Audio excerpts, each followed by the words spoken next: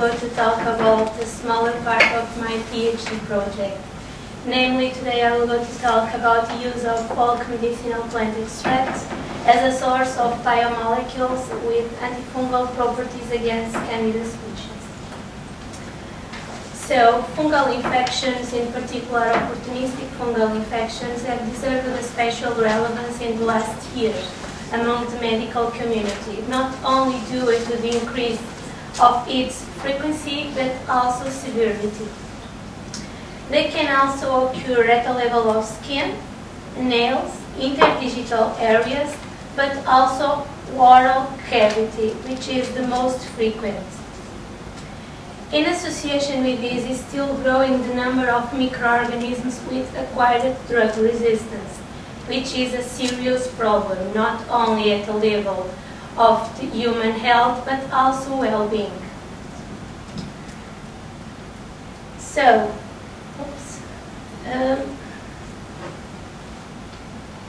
among those opportunistic microorganisms, a commensal microorganism such as Candida species, in particular Candida albicans, is considered the main opportunistic agent responsible for those infections. But currently, other non-albicans Candida species have also been described. So, considering the increasing number of microorganisms with acquired drug resistance, as also the number of the outbreaks of infection and even death, it's of the utmost importance not only to identify, as also to evaluate efficient alternatives to the current antifungal agents, namely based on natural matrices. So, the overuse of antimicrobial agents, namely the overuse of antibiotics, is the main predisposing factor that leads to the acquired drug resistance by microorganisms. That leads to an higher drug inefficacy, not only by using higher doses, but also using an antifungal drug combination. So, in fact, botanical preparations, mainly derived from plants, are used since ancient times due to its multitude of health benefits. But currently, in order to this hot topic, numerous studies have been carried out towards to confirm the effective multitude of health benefits provided by those medicinal plants. So we can conclude that they probably constitute promising alternatives to the current antifungal agents. Okay. So, in the present study, we selected 10 folk medicinal plants commonly cultivated in Portugal, and we make a nitromethanolic extraction of both of them. We used 80% of methanol and 20% volume by water, sterile water. The plant extract selected were Echinacea purpurea, commonly known as purple coneflower, Eucalyptus globulus, blue gum, Pheniculum vulgare, fennel, Juglans regia, walnut, Matricaria bucutita, commonly known as chamomile, Melissa officinalis or lemon balm, Pterospartum tridentatum, which have no a common definition, but in Portugal is widely known as carcaja, Rosa canina, commonly known as dog rose or even rose hips, Rubus ulmifolius, commonly known as elm leaf blackberry, and then Tabebuia imptiginosa, widely cultivated in Brazil, but is also possible to find in Portugal. They are commonly known as Valdar. So in the first instance, we make a preliminary screening of its antifungal potential. In this case, it's anti-Candida potential. And we use a disc diffusion assay by using an extract concentration of 50 milligrams per milliliter. So, among the different Candida species used, among them Candida albicans, Candida glabrata, Candida parapsilosis, and then Candida tropicalis, we selected not only reference strains, but also clinical isolates, namely from urinary, vaginal and oral cavity. Among the studied plant extracts, Eucalyptus globulus, followed by Juglans regia, Rubus ulmifolius and then Pterospartum tridentatum evidenced the most promising antifungal properties. In the case of Eucalyptus globulus, inhibition halus varied between 9 to 21, to Juglans regia between 9 and 14, to Rubus ulmifolius between 9 and 19, and then to Pterospartum tridentatum between 9 and 11. So, among those plant extracts, we selected the most prominent effects, which were to Eucalyptus globulus and Juglans regia. We selected both plant extracts to further and most detailed studies, namely, we used a microdilution method to evaluate and to determine both minimal inhibitory concentration as also minimal fungicidal concentrations. So, to Eucalyptus globulus, we selected the following extract concentrations, namely 0.1875 to 1.5 milligrams per milliliter. Unfortunately, for the concentrations tested, we only observed at first instance mainly a fungistatic and not also a fungicidal effect. Notwithstanding, we also carried out studies in order to determine its mechanisms of action, mainly by using cytometry. We mainly focused its intervention on membrane permeability. We used it as markers FUN1 staining, cell staining, as also propidium iodide. And we observed that both plant extracts, not only eucalyptus but also Juglans regia, caused an irreversible changes in molecular proteins that are present in the membrane of Candida cells. The same scenario was observed to Juglans regia. In the first instance, only have a fungistatic effect. And the present results are now published in Industrial Crops and Products in association with my colleagues of the department. So as the main conclusions of this work, we expected that hydromethanolic extracts, mainly derived from Juglans regia, as also Eucalyptus globulus, could constitute promissory alternatives to the current antifungal agents. Notwithstanding, other studies, namely in vivo studies, are necessary to test its in vivo efficacy. As the main future perspectives, we want to elucidate the involved mechanisms of action, which are now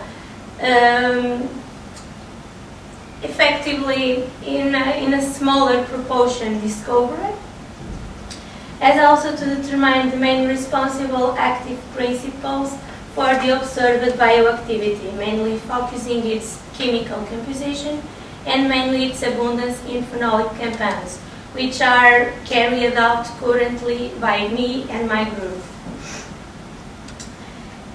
In the same line, we also published, me and my group, other articles related with the theme of the treatment of candidiasis and others opportunistic fungal infections, as also the acquired resistance by microorganisms. The first article was entitled Candidiasis Predisposing Factors, Prevention, Diagnosis and Alternative Treatment, published in Mycopathology. We not only focused the main classes and the predisposing factors to candidiasis. In this case, the most common classes are genital, intrauterine, anal, nails and oral candidiasis. We carried out and we intended to discover the main, by the literature published, the main predisposing factors. which are decreases digestive secretions, dietary factors and nutrient deficiency, an impairment of the function of the immune system, as also other underlying diseases. The impaired liver function is also directly related in order to an overproduction of free radicals that leads to an intoxication. Drug and prolonged use of antibiotics, namely its overuse, as also alterations in bowel flora, commonly known as dysbiosis. In this case, we try to intervene in the prevention, mainly correcting at the level of personal hygiene, dietary factors, as also immune system. We also highlighted the main diagnosis methods, as also the most common signals and symptoms evidenced by patients.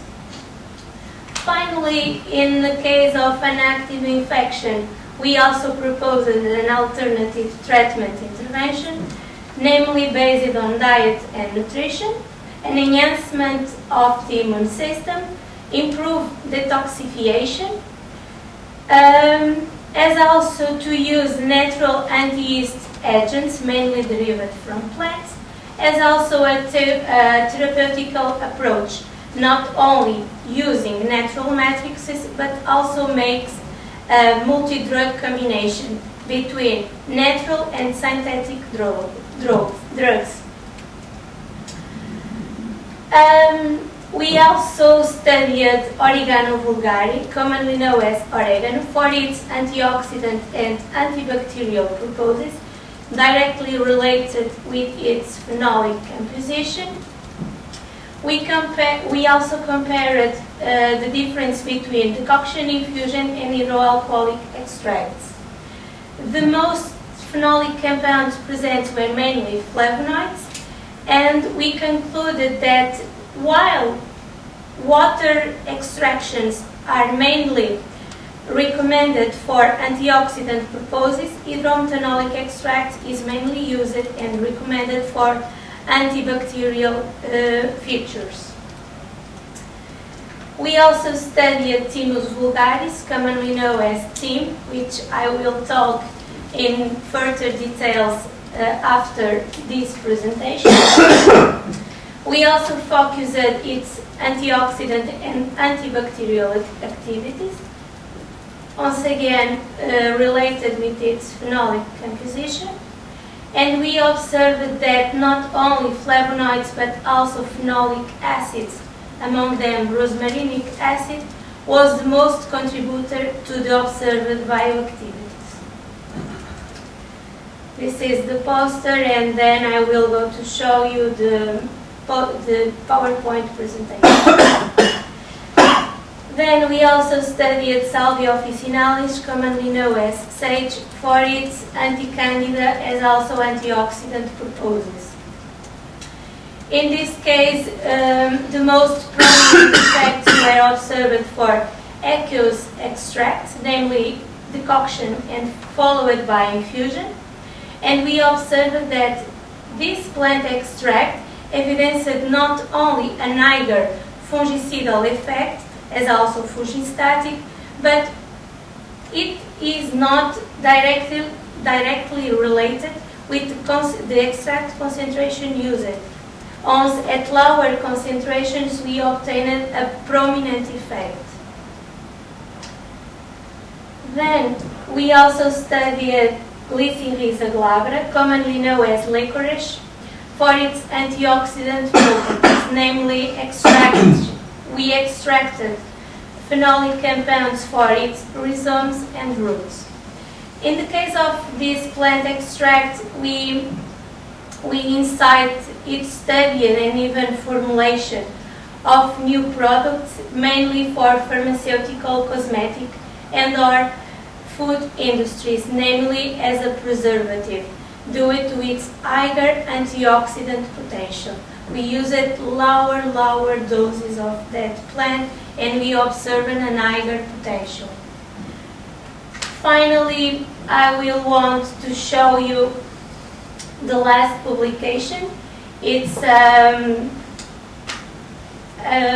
extensive report in which we explain the use of phenolic compounds and even extracts for its anti-Candida properties. We make an overview of the opportunistic fungal infections, mainly focusing its historical perspective, the main anti-Candida targets, as also the current anti-Candida drugs medically used. In another step, we focus the active principles derived from plants as a rich source of biomolecules and even phytochemicals with biomedical applications. They mainly derived from primary and secondary metabolism, and then we make an extensive list of plant extracts as also phenolic compounds with anti-Candida potential. Then we conclude all of the exposition, our acknowledgements, and then reference. Thank you for your attention. Questions? Short questions, short answers.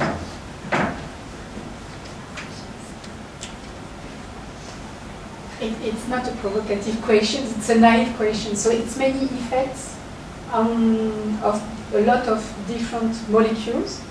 Yes, we observed significant difference between when we isolated individual phenolic compounds present, we tested isolated and in combination with some of them.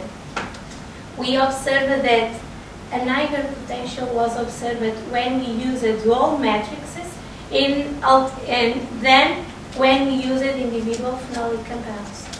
Currently in Brazil, it's carried out the study of some of those medicinal plants by in vivo studies, namely by using mouse. It was my question, yes.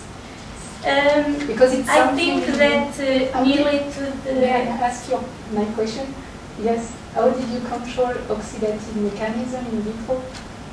So, mainly these plants have a potent free radical scavenger activity, as also they are able to reduce the ferric to ferrous iron forms, as also they are also able to inhibit lipid peroxidation, both in brain homogenates, as we also showed then, as also at a level of beta-carotene bleaching activity. Currently, I'm focused mainly in neurodegenerative diseases. Soon I will go to publish some articles about the thing. Okay, so you will see I'm a neuroscientist. Yeah, I only have 25 years. This is not a birth certificate.